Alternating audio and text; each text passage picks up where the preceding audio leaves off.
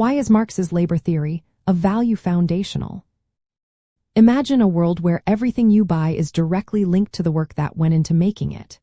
Now, think about how we decide what things are worth. That's where Karl Marx's idea comes in.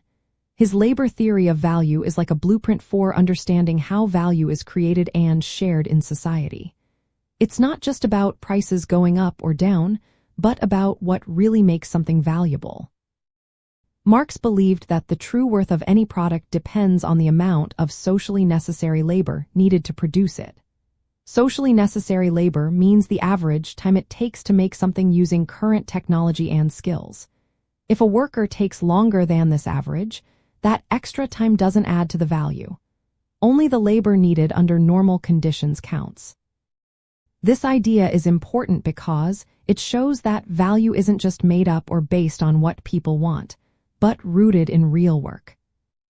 This theory is the foundation of socialism because it puts labor at the center of wealth creation. Every society needs people to work to produce food, clothes, and everything else we need. Without labor, society can't survive. Marx pointed out that labor is the source of all value, which means that everything we produce is a result of human effort. This idea helps us see that the economy is built on human work, not just on money or resources.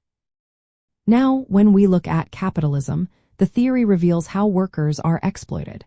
Workers sell their labor power to owners of factories and machines.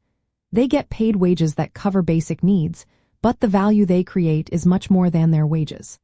The extra value, called surplus value, is taken by the capitalist as profit.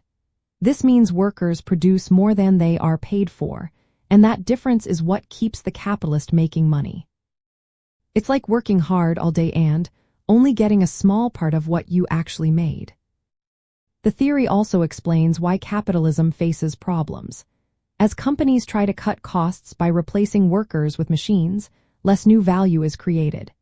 Since only labor creates value, more machines mean less profit over time. This leads to economic downturns and crises.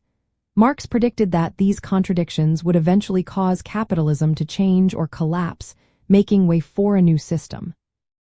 Another reason this theory is so important is that it shows how value and wealth are social. It's not just about individual goods, but about the relationships between labor, production, and profit. It helps us understand why wages, profits, and rents are all connected to surplus value.